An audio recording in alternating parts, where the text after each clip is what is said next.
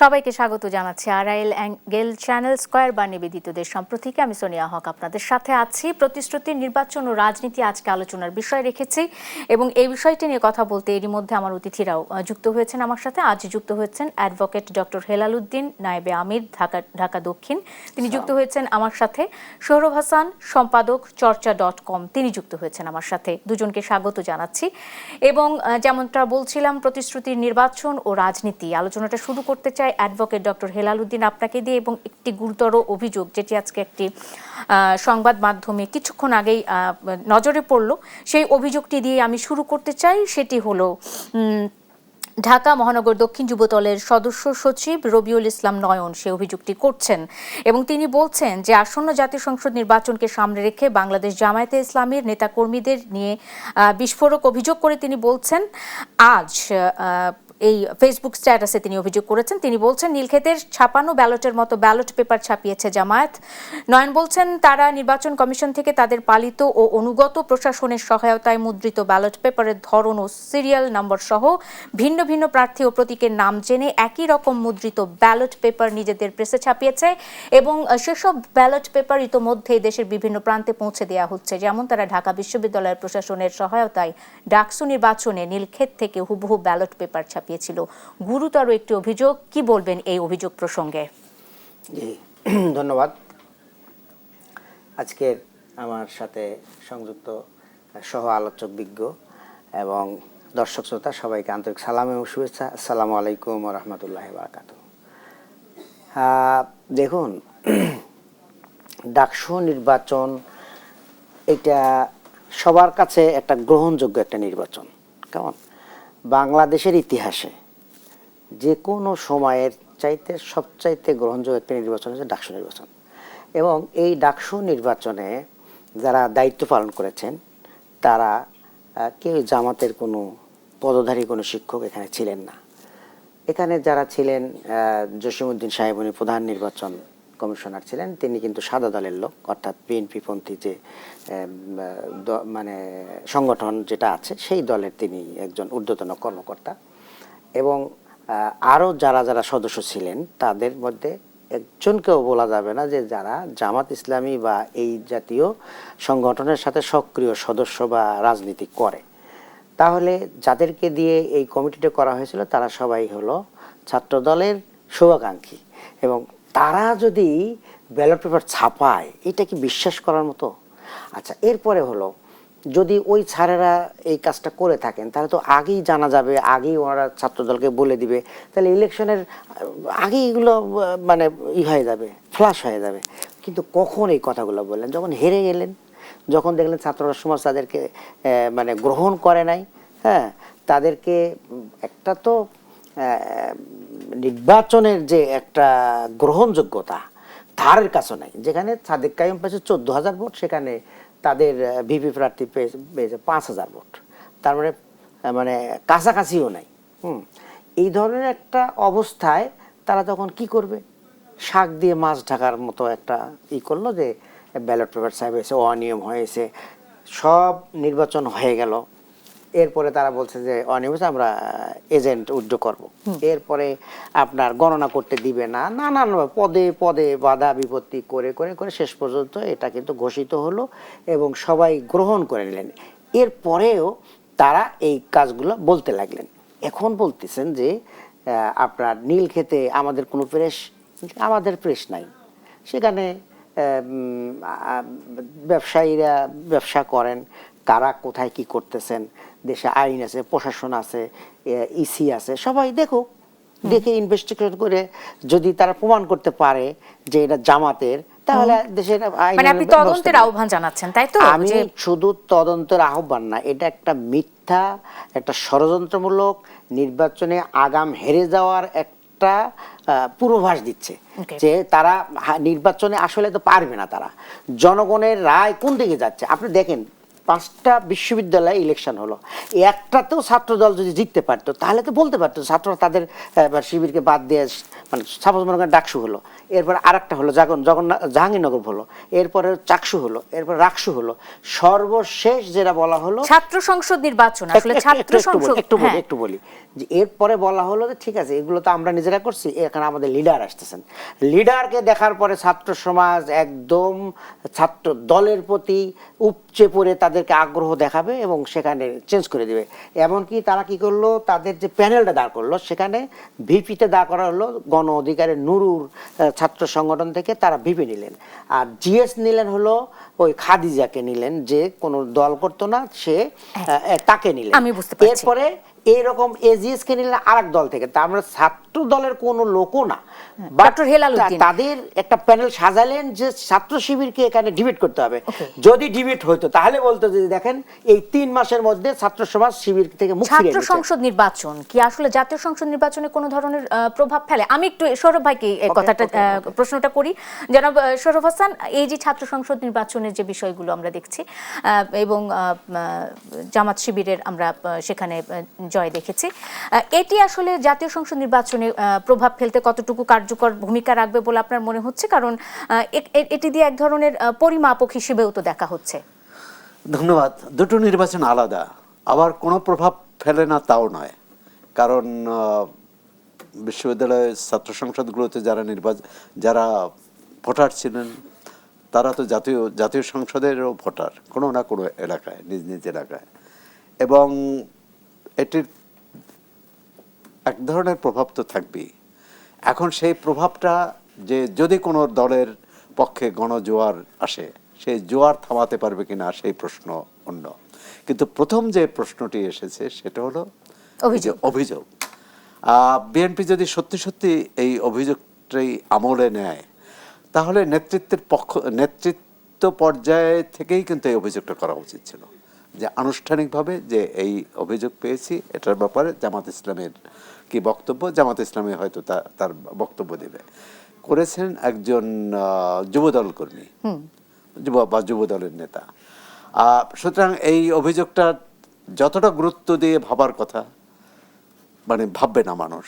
দ্বিতীয় হচ্ছে নির্বাচন অভিযোগটি কার কাছে করেছেন, প্রথমে যেতে হবে নির্বাচন কমিশনের কাছে, তারপর নির্বাচন কমিশনকে সরাসরি না পেলে সংবাদ মাধ্যমের বরাতে তারা যেতে পারে। আপনার যে আলোচনার বিষয় সেটা হচ্ছে নির্বাচনের প্রতিশ্রুতি। কিন্তু আমরা প্রতিযোগী রাজনৈতিক দলগুলোর নেতারা দেখলাম, এখানে জামাত ইসলামের একজন নেতা আছেন, তিনি ঢাকা 8-এর প্রার্থী ছিলেন, যদিও ঐক্য মানে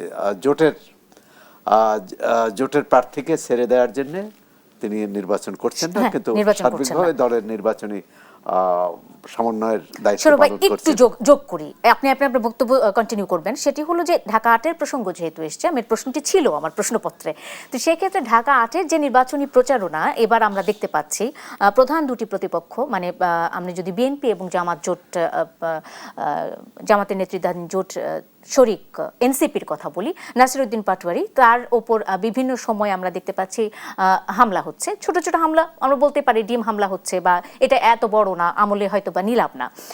কিন্তু সেক্ষেত্রে আমরা গতকাল জনাব নাহিদ ইসলামকে দেখলাম, এনসিপির মুখ্য সমন্বয়ক যিনি বা আহ্বায়ক যিনি, তিনি বলছেন যে এটি আসলে সরাসরি বিএনপি এবং তারেক রহমানের নির্দেশে হয়েছে, মির্জা আব্বাস হয়ে তারেক রহমানের নির্দেশে হয়েছে। এবং আজকে যখন দেখছি আমরা যে ঢাকা দক্ষিণ যুব দলের যে সদস্য সচিব আছেন জনাব রবিউল ইসলাম নয়নের মুখে আমরা আরেকটি অভিযোগ শুনছি। এই যে অভিযোগগুলো কোনোটি কিন্তু তদন্ত করা হচ্ছে না, কিন্তু অভিযোগগুলো আসছে পত্রিকাতে, মানুষের মনে বিরূপ প্রতিক্রিয়া সৃষ্টি করে কিনা? অভিযোগ পাল্টা অভিযোগ, এবং এটা থাকবেই নির্বাচনী রাজনীতিতে। আমরা অতীতেও দেখেছি, এখনো দেখেছি, কিন্তু অভিযোগ কখনোই সহিংসতায় রূপ নিতে পারে না, অঘটন ঘটাতে পারে না, কারোর উপর হামলায় পরিণত হতে পারে না, হওয়া উচিত নয়। আজকে আমরা যখন এখানে কথা বলছি, আজকেও কিন্তু শেরপুরে সম্ভবত বিএনপি জামাতের মধ্যে সংঘর্ষ হয়েছে, গতকাল শরীয়তপুরে হয়েছে, অন্য জায়গায় হয়েছে, আবার বিএনপির মনোনীত বিদ্রোহী প্রার্থীর মধ্যেও হয়েছে। এটা হওয়া কোনোভাবেই উচিত নয়। রাজনৈতিক নেতৃত্বের দায়িত্ব এই অবিলম্বে এটি বন্ধ করা। নির্বাচনে মাত্র 2 সপ্তাহ আছে, এই 2 সপ্তাহের মধ্যে যদি আইনশৃঙ্খলা পরিস্থিতি এমনি নাজুক, মানে সাধারণ এই নির্বাচনী প্রচারের বিষয়টি বাদ দিলেও মানুষের মধ্যে এক ধরনের শঙ্কা ভয় আছে। সেক্ষেত্রে নির্বাচন কমিশন তথা সরকারের আইনশৃঙ্খলা রক্ষাকারী বাহিনী যতটা শক্ত হওয়ার কথা, যতটা তৎপর হওয়ার কথা, সেটি দেখা যাচ্ছে না। এটি নিয়ে শঙ্কা আছে। আর নির্বাচন কমিশনই বা কী করবে? প্রথমত হচ্ছে প্রতিযোগী রাজনৈতিক দলগুলোরই দায়িত্ব, প্রার্থীর দায়িত্ব যে তার কর্মীরা, সমর্থকরা কোনোভাবেই যাতে আচরণবিধি লঙ্ঘন না করে। এখন সেখানে তার সমর্থন থাকুক বা না থাকুক, যে দলের নামেই করুক, সেই দলের নেতৃত্বের উপরে কিন্তু দায় পড়বে।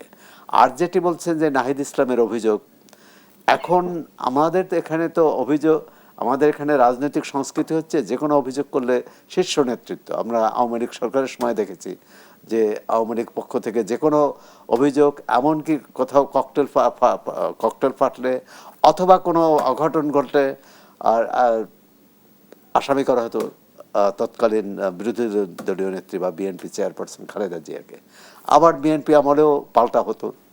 এর থেকে বেরিয়ে আসার জন্যই তো গণ অভ্যুত্থান, এর থেকে বেরিয়ে আসার জন্যই তো নতুন বন্দোবস্ত। কিন্তু আমরা দেখি এই নির্বাচনী প্রচারে রাজনৈতিক দলগুলোর নেতাদের ভাষাভঙ্গি, আচরণে সেই নতুন বন্দোবস্তের কোনো রাজনীতির এই যে চিরায়ত মানে সংস্কৃতি কিংবা প্রবণতা, সেটি থেকে বেরিয়ে আসার জন্যই জুলাই গণ অভ্যুত্থান এবং অভ্যুত্থানের মাধ্যমে আজকের এই নির্বাচন।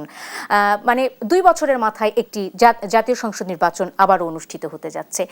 রাজনৈতিক দলগুলো মানে আলাদা কোনো বৈশিষ্ট্য আমরা নজরে পড়ছে না, বরং আমরা চিন্তা করেছিলাম যে এনসিপি হয়তোবা ভিন্নতর কিছু হবে। তো এই হয়তোবা বলার পেছনে এনসিপিকে আলাদা কোনো বিশেষত্ব তৈরি করতে পেরেছে কিনা, এই প্রশ্নটি আপনার কাছে থাকলো। আমি ডক্টর হেলাল উদ্দিনের কাছে আসি।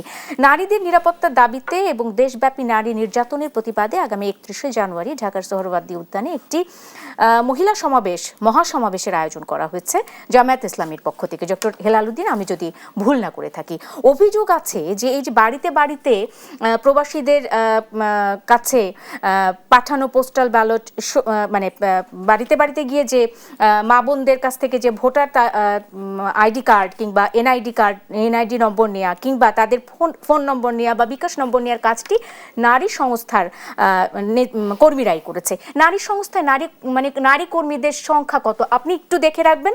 আমি একটা বিরতির পর এসে আপনার কাছে এই প্রশ্নটি রাখতে চাই। দর্শক, একটা বিরতি নিচ্ছে। আড়াইল অ্যাঙ্গেল চ্যানেল স্কয়ার বা নিবেদিত দেশ সাম্প্রতিকে সঙ্গে থাকুন। বিরতির পর স্বাগত আরেকবার। দেখছেন আড়াইল অ্যাঙ্গেল চ্যানেল স্কয়ার বা নিবেদিত দেশ সাম্প্রতিক। সোনিয়া হক আপনাদের সাথে আছি। প্রতিশ্রুতি, নির্বাচন ও রাজনীতি নিয়ে কথা বলছিলাম আমরা। আমি একটা প্রশ্ন অ্যাডভোকেট ডক্টর হেলাল উদ্দিনকে করে গেছিলাম, সেটা হলো যে জামায়াত ইসলামীতে নারী সংস্থার কর্মীর সংখ্যা কত?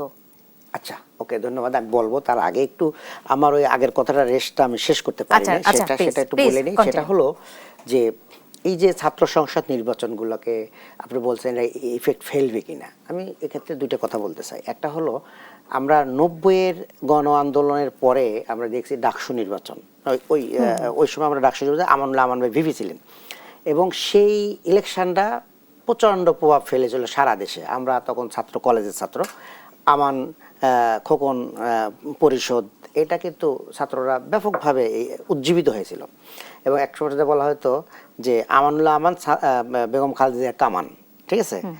তো এইটা অবশ্যই একটা ইফেক্ট পড়ে। আর একটা বিষয় হলো, এই ছাত্ররা তো ভোটার, তারা ভোটার না। এখন একজন ভোটার, তিনি তো ভোট দিবেন। এবং ঢাকা বিশ্ববিদ্যালয়ের একজন ছাত্র, তিনি বাড়িতে গিয়ে তার আব্বা আম্মা, তার ভাই, তার প্রতিবেশী, এর অন্তত 5টা ভোটারের উপরে তিনি ইফেক্ট রাখতে পারেন, ঠিক আছে? তো এইরকমভাবে 5টা ইউনিভার্সিটির কত ছাত্রছাত্রী, এরা কিন্তু এটা আমরা বিভিন্ন সময় শুনেছি যে একটা মেয়েকে বলা যায়, তুমি ছাত্র শিবিরকে ভোট দিলে কেন? তো আমার আম্মা বলছে। তোমার আম্মা কেন বললো? আমার আম্মা বলছে যে এই ইউনিভার্সিটিতে যদি সুন্দর পরিবেশ বজায় রাখে তাহলে ছাত্র শিবির রাখতে পারবে, অন্যদের কাছে তোমরা নিরাপদ না। তাহলে ছাত্রী এবং তার মা দুইজনই যে ইসলামের প্রতি তারা দুর্বল, যে এরা একটা পরিবেশ দিতে পারবে।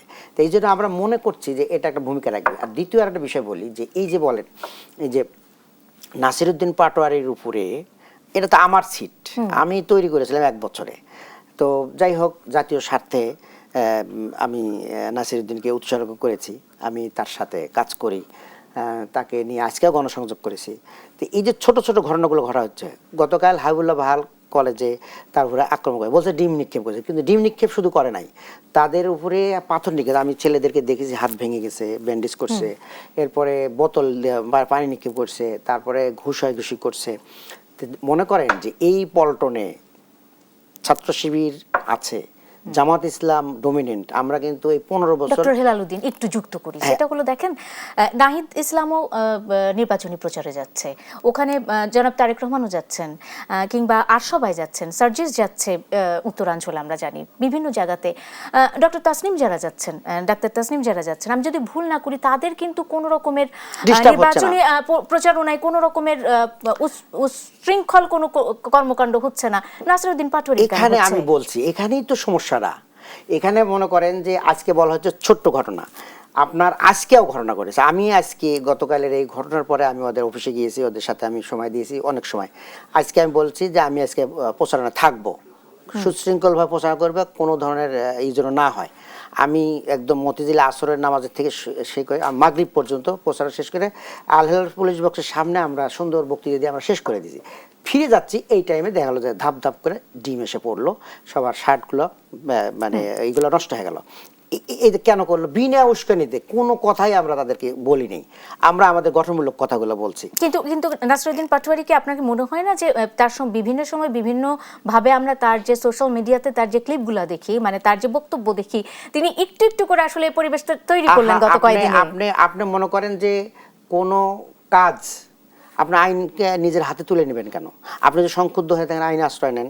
আচরণবিধি থেকে কাউকে একেবারে, মানে আমি যদি বলি একদম মানে কথাটা বলি, সেটা হলো যে আচরণবিধিতে কাউকে কোনো প্রার্থীর বিরুদ্ধে কুৎসা রটনা করা কিংবা উস্কানিমূলক প্রতিহিংসামূলক কথা বলার কোনো ই আছে, বিধি আছে? এটা বিধি, যদি আচরণবিধি লঙ্ঘন হয় উনি এত অভিযোগ করবে, রিটার্নিং অফিসারের কাছে অভিযোগ করবে, তারপরেও যদি না হয় আইন শৃঙ্খলা সদস্যদের কাছে অভিযোগ করবে, থানায় অভিযোগ করবে, কিন্তু আপনার গায়ে হাত তোলার তো অধিকার নেই। এই দেখেন, আমি বলি, আমাদের শহীদ ওসমান হাদি, সে কিন্তু স্বতন্ত্রভাবে কাজ শুরু করেছিল, স্বতন্ত্র প্রার্থী হিসেবে কাজ শুরু করেছিল, তার উপরেও কি ময়লা পানি নিক্ষেপ করেছিল, কারা করলো তাহলে?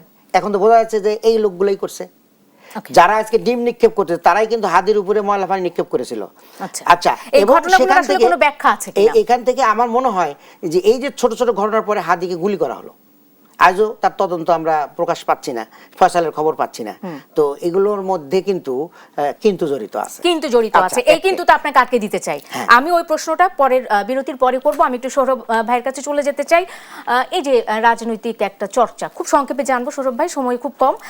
সেটি হলো যে রাজনৈতিক যে চর্চা বা দীর্ঘদিনের যে রাজনৈতিক একটা প্রবণতা আমরা খেয়াল করছি, দোষারোপের রাজনীতি, প্রতিহিংসা পরায়ণ রাজনীতি, জুলাইয়ের পর তো আসলে বেরিয়ে আসার কথা ছিল এই প্রবণতা থেকে। আমরা বের হতে পেরেছি? আপনার কি মনে হয়? না, তো বের হতে পারেনি বলেই তো এইসব আলোচনা হচ্ছে, সংঘর্ষের ঘটনা ঘটেছে। এবং শুধু দুটি দলের মধ্যে নয়, একটি নিজে দলের মধ্যেও ঘটেছে। এটা থেকে বেরিয়ে আসার নেতারা তো বলছেন যে বেরিয়ে আসেন, নতুন বন্দোবস্ত, নতুন চিন্তা চেতনা, নতুনভাবে বাংলাদেশকে গড়ার কথা বলছেন, কিন্তু তাদের কথাও কাজে মিল কম পাওয়া যাচ্ছে। সেই নতুন বন্দোবস্ত যেমন ধরুন, এই জুলাই অভ্যুত্থানের পর যাদের বিরুদ্ধে গণ অভ্যুত্থান হয়েছে, তারা তো নির্বাচনে নেই, মাঠে নেই, তারা কেউ পলাতক, কেউ বিদেশে, কেউ জেলে। তাহলে যারা আন্দোলনের জয়ী পক্ষগুলো, তারা একসঙ্গে একটা নির্বাচন করতে পারবে না একটু সৌহার্দ্যপূর্ণ পরিবেশে, শান্তিপূর্ণ পরিবেশে, বা পরস্পরের বোঝাপড়ার মধ্য দিয়ে। তাতেই তো মনে হচ্ছে যে আমরা আসলেই বদলাইনি, আমাদের রাজনীতি বদলায়নি। এর মধ্যে যেটি নির্বাচনের প্রতিশ্রুতির কথা বলেছিলেন, হ্যাঁ, এখনো আনুষ্ঠানিকভাবে কোনো দল ইশতেহার দেয়নি। তবে জামাত ইসলামী সামিট না পলিসি সামিট করলো, এবং বিএনপির পক্ষ থেকেও একটা মানে কি করবে এরকম একটা কথা তারা বলছে তাদের 31 দফাতে সবকিছু আছে। না, 31 দফায় না, এই সামনে যে সমস্যাগুলো কিভাবে, তারা বলেছেন যে 1 কোটি মানুষকে 5 বছরে চাকরি দিবেন, ফ্যামিলি কার্ড দিবেন, শিক্ষার সহায়তা দিবেন, স্বাস্থ্য সেবার কথা বলেছেন। এখন এর উপরে কিন্তু মনোনিবেশ করার কথা রাজনৈতিক দলগুলো বা প্রার্থীদের, এটাই ভোটারদের কাছে জানানো উচিত আমার দল কি করবে। কিন্তু আমরা দেখি উল্টো, যে অন্যে কি করেছে, অন্যের বিরুদ্ধে আচরণ। তো এটা তো সেই দোষারোপের রাজনীতি থেকে বেরিয়ে আসতে পারেনি। আর এক ধরনের ভীতি কাজ করছে। প্রথমত হচ্ছে নির্বাচনটি অবাধ সুষ্ঠু হবে কিনা, হলে ফলাফল কি হবে, এটি একটি বিষয়। আরেকটি হচ্ছে যে মানে ভোট দখল হবে কিনা। এক্স্যাক্টলি, এই আমি সৌরভ ভাই আপনাকেও এই জায়গাতে আটকে দিতে চাই। এই যে আতঙ্ক বা ভয় কাজ করছে, এই দুটি বড় রাজনৈতিক দল মানে বিএনপি এবং জামায়াতে ইসলামী, এই দুটি জোট এই আশঙ্কাকে আরো প্রকট করে তুলছে কিনা তাদের মুখোমুখি অবস্থান। দর্শক, একটা বিরতি নিয়ে ফিরে এসে এই প্রশ্নের উত্তর জানবো। থাকুন আড়াইল অ্যাঙ্গেল চ্যানেল স্কয়ার বা নিবেদিত দেশ সাম্প্রতিকে। বিরতির পর স্বাগত আরেকবার, দেখছেন আড়াইল অ্যাঙ্গেল চ্যানেল স্কয়ার বা নিবেদিত দেশ সাম্প্রতিক। সোনিয়া হক আপনাদের সাথে আছে। আলোচনায় ফিরতে চাই, অ্যাডভোকেট ডক্টর হেলাল উদ্দিন আপনার কাছে যেতে চাই। একটি প্রশ্ন বারবার করতে যাচ্ছি, বারবার আমার বিরতির সময় হয়ে যাচ্ছে। সেটি হলো যে আমি যদি একটু জানতে চাই, মানে একদম মানে সংখ্যাটা যদি জানতে চাই, জামায়াত ইসলামীতে যে নারী সংস্থা রয়েছে যারা বাড়ি বাড়িতে জামায়াত ইসলামের প্রচার অভিযান মানে প্রচার চালায়, তাদের আসলে সংখ্যাটা কত একটু জানতে চাই আমি। ধন্যবাদ। আসলে দেখেন, আমাদেরকে বলা হয় যে আমরা নারীকে ক্ষমতায়ন করি না। আপনি আগে প্রশ্ন ধরে ফেলেছেন ডক্টর হেলাল যে উদ্দিন। আমরা নারীকে ক্ষমতায়ন করি না, নারীকে আমরা নেতৃত্বের পর্যায়ে আসতে দেই না। খুবই মজার ব্যাপার যে আমাদের সংগঠনের প্রায় 43% নারী নেতৃত্ব। একজন প্রার্থী, হ্যাঁ, একজন প্রার্থী নাই। একটু বলি সেটা বলতে দেন। সেটা হলো যে আমাদের সংগঠনের সর্বোচ্চ পর্যায়ের যারা, তাদেরকে রোকন বলা হয়। কেমন? তা আমাদের প্রায় 1,20,000-এর মতো এখন রোকন। এই তাদের ভিতরে প্রায় আপনার 41,000-এর উপরে 42,000-এর মতো আমাদের মহিলা রোকন আছে। হ্যাঁ, 1,20,000-এর মধ্যে প্রায় 42,000 মহিলা রোকন আছে। তো এভাবে আমাদের কর্মী সংখ্যাও আলহামদুলিল্লাহ অনেক কর্মী আছে। তো এখন কেন আমরা প্রার্থী করতে পারলাম না, এটা আমাদের ব্যর্থতা। এক্স্যাক্টলি, 85 বছর সময় কেন লেগে গেল? আচ্ছা, একটু বলি। সেটা হলো যে আমাদের দেশের যে পলিটিক্যাল যে এনভায়রনমেন্টটা দীর্ঘ 15 বছরে যাচ্ছিল, আমরা পুরুষরাই তো জামাতের পরিচয় দিয়ে কোনো মিটিং মিছিল করতে পারিনি। আমাদের কার্যালয়গুলো বন্ধ করা, আমরা কোথাও বসতে পারি, আমাদের কেউ বাড়ি ভাড়া দিয়ে যে এটা অফিস, এটা বলতে সাহস পাইতো না। মানে বিভিন্ন সময় তো আপনাদেরকে গুপ্ত শব্দ থাকতে হয়েছে। না, আমাদেরকে ধরে নিয়ে গেছে তো। আমরা 5 জন মিলে যদি একটা মিটিং এ বসি, একটা পরামর্শ সভা, বলে এখানে গোপন বৈঠক হচ্ছে রাষ্ট্রকে উল্টায় দেওয়ার জন্য, কেমন শেখ হাসিনাকে মানে উলটপালট করে দেওয়ার জন্য, তারা এখানে গোপন 5 জন মিলে করতেছে, 3 জন মিলে করতেছে। এই পরিস্থিতিতে নারীদেরকে যে ইলেকশন মুখী করার, আমরা 15 বছরে তো প্রশ্নই আসে না, হঠাৎ করে যে একটা পরিবেশ পেলাম, এই পরিবেশে নারীদের নিরাপত্তা যখন দেখেন, এই যে আমার এখানে গতকাল পর্যন্ত 6টা জেলায় আমাদের হামলা হয়েছে, তার মধ্যে আপনার 4টেই হলো নারীদের উপরে হামলা হয়েছে। তার মধ্যে টাঙ্গাইলে গোপালপুরে হয়েছে, যশোর 2-এ হয়েছে, নারায়ণগঞ্জে হয়েছে, হাতীবান্ধায় হয়েছে, চুয়াডাঙ্গায় হয়েছে। এগুলো হলো নারীদের উপরেই হামলাগুলো হয়েছে বাংলাদেশে। আমি যদি একটু যুক্ত করি, আমি জনাব হেলাল উদ্দিন, আমি যুক্ত করি, সেটা হলো বাংলাদেশে আমরা 2 জন নারী প্রধানমন্ত্রী পেয়েছি। একজনকে আমরা পজিটিভলি দেখি, আরেকজনকে আমরা নেগেটিভলি দেখি, সে আলোচনা পরে। এবং নারী বান্ধব পরিবেশ সবসময় সৃষ্টি করার কথা বলা হয়েছে। সেই সাথে আমি যদি একটু বলি, সেটা হলো যে এখনো এবারের ইলেকশনে অনেক নারী প্রার্থী আছেন, অনেক দল থেকে তারা স্বতন্ত্র হয়তোবা নির্বাচন করছেন, কিংবা বিএনপির পক্ষ থেকেও আমরা দেখছি যে বিভিন্ন দলের পক্ষ থেকে নারীরা গণসংযোগে যাচ্ছে, প্রচারে যাচ্ছে। কিন্তু জামাতের যে নারী সংস্থা রয়েছে, সেই নারী সংস্থার নারী কর্মীরা হেনস্থার শিকার হচ্ছে। তার মানে কি তাদেরকে সেই শক্তভাবে গড়ে তোলার ক্ষেত্রেও আপনাদের এক ধরনের অনিচ্ছা কাজ করেছে, এমনটাই কি? না, এমন না। একটা স্বাধীন দেশ, একটা বিপ্লব হলো, রক্ত দিল ছাত্ররা, মেহনতি মানুষ, তারপরেও কেন এরকম মহিলাদের উপর হামলা করা হবে? কেমন অন্যায্য, অনৈতিক এবং একটা জুলুম করা হচ্ছে মহিলাদের উপরে। আমাদের কথা খুবই স্পষ্ট যে নারী হলো আমাদের মায়ের জাতি। কেমন আমাদের ইসলাম ধর্ম এবং আমাদের নবী করিম সাল্লাল্লাহু আলাইহি ওয়াসাল্লাম নারীদেরকে অনেক মূল্যায়ন করেছেন, 3 গুণ বেশি মূল্যায়ন করেছেন। মায়ের অধিকার 3%, বাপের অধিকার 1%। সেই মায়েদেরকে উপরে তারা হামলা করতেছে, এটা খুবই অন্যায় কাজ করতেছে। জনগণ দেখতেছে, জনগণ ভোটের মাধ্যমে উত্তর দেবে। আমি আরেকটা বলি, সেটা হলো যে আমাদের 54 বছরের এই রাজনীতির এই প্রায় 25 বছর 2 জন মহিলা প্রধানমন্ত্রী কাজ করছেন। তাহলে এই দুইজন মহিলা প্রধানমন্ত্রী থাকার পরেও নারীদের ব্যাপারে যে ধরনের মানে সুরক্ষা দেওয়ার কথা সেটা হয়নি কিন্তু। না, নারীরা তারা সুরক্ষা দিতে পারলেন না, কিন্তু আপনারা কতটুকু সুরক্ষা আমরা দিলেন? দেব, আমরা যদি বলি আপনারা দেবেন, আমি যদি বলি যে জোট সঙ্গী যারা আছে আপনাদের জামায়াত ইসলামীর, সেই জোট সঙ্গীর যখন নারী দেখা যাচ্ছে যে নারীরা বিভিন্ন দলের রাজনৈতিক কর্মীরা বা নারীরা যখন যাচ্ছে তখন তাদেরকে বসতে দেওয়া নিয়েও নানা রকমের বৈষম্যমূলক আচরণ করা হচ্ছে, এটা কি সঠিক? না না, এটা সঠিক না। দেখেন, আমি আজকে দেখলাম, এটা ওটা সত্য কি মিথ্যে জানি না, দেখলাম যে জনাব মানে আমাদের লিডার, ওনার পাশে তার ছাত্র সংগঠনের একটা কেন্দ্রীয় সভাপতি বসতে গেছে, তার নিচে বসতে গেছে, বলছে তুমি আর একটু সরে সামনে যা বসো। এটা হলো তাদের কালচার। আমাদের কালচার ওরকম না। আমরা আমাদের ভাইদেরকে, আমরা ভাইদেরকে যেমন সম্মান করি, আমাদের বোনদেরকেও আমরা সম্মান করি। এখন আমি আর একটা কথা বলি, সেটা হলো যে আমরা নারীদের নিয়ে আমাদের যে স্বপ্ন, আমরা বলছি যে নারীদের অধিকার দিতে হবে, তাদের হক আদায় করতে হবে, তাদের নিরাপত্তা দিতে হবে, তাদের যাতায়াতের ক্ষেত্রে নিরাপত্তা দিতে হবে, তাদের চাকরির জায়গায় নিরাপত্তা দিতে হবে। কি প্রভাবিত করতে চেয়েছিল জামাত? একটু বলি, এটা শেষ করি। নারীদের ব্যাপারে আমরা আরো, যেমন মনে করেন যে এখনো নারী বান্ধব আমাদের সিচুয়েশন নাই। একটা মার্কেটে গেলে সেখানে এটা আপনি হয়তো ভাবছেন ডক্টর হেলালুদ্দিন, এটা তো আমরা তো প্রতিদিন বাইরে চলাচল যারা করি যে নারীরা, তারা তো এটা বুঝি যে পরিবেশ আছে কি পরিবেশ নাই, আমরা তো চলাচল করছি, কিন্তু আপনাদের পক্ষ থেকে সেই পদক্ষেপটা এবারের ইলেকশনে নেওয়া হলো না। হ্যাঁ, এবার এটাই সবচেয়ে বড় সত্যি কথা। এবং সেই সাথে পোস্টাল ব্যালট কি জামাত প্রভাবিত করতে চেয়েছিল কিনা, এক বাক্য উত্তর চাই। কোন ধরনের, আমরা কেমনে করব বলেন? যেটা ওমানের কথা বলতেছেন, ওমান হলো রাজতন্ত্রের দেশ, সেখানে কোনো গণতন্ত্র নাই, সেখানে কোন ধরনের পলিটিক্যাল অ্যাক্টিভিটিস করা মানে বৈধতা নেই। সেখানে কেমনে জামাত ইসলাম হিন্দু প্রার্থী দিয়ে আপনারা কি প্রমাণ করতে চাইলেন ডক্টর হেলালুদ্দিন? আমরা বলেছি যে একটা দেশে কোনো সংখ্যালঘু নাই, এখানে সকল নাগরিক সমান অধিকার ভোগ করবে, যার যার মর্যাদা শেষে পাবে, তার যোগ্যতা তার মর্যাদা সমানভাবে ইউজ করবে। অসংখ্য ধন্যবাদ অ্যাডভোকেট ডক্টর হেলালুদ্দিন। আমি সৌরভ হাসান, খুব সংক্ষেপে কোনো প্রশ্ন করতে চাই না, নির্বাচনের প্রত্যাশা নিয়ে আপনার কাছে, আপনার প্রত্যাশা জেনে চলে যেতে চাই। জনগণের প্রত্যাশা, আমার ব্যক্তি বা হেলাল ভাই ব্যক্তির প্রত্যাশা বড় না। সামগ্রিকভাবে পরিবর্তনের পর একটা নির্বাচন হতে যাচ্ছে। এই নির্বাচনে প্রতিটি সব শ্রেণী, পেশা, জাতি, বর্ণ নির্বিশেষে প্রতিটি নাগরিক যাতে নির্ভয়ে ভোট দিয়ে নিরাপদে ঘরে ফিরে আসতে পারে, এই পরিবেশটা রক্ষা দরকার, পরিবেশটা নিশ্চিত করা দরকার।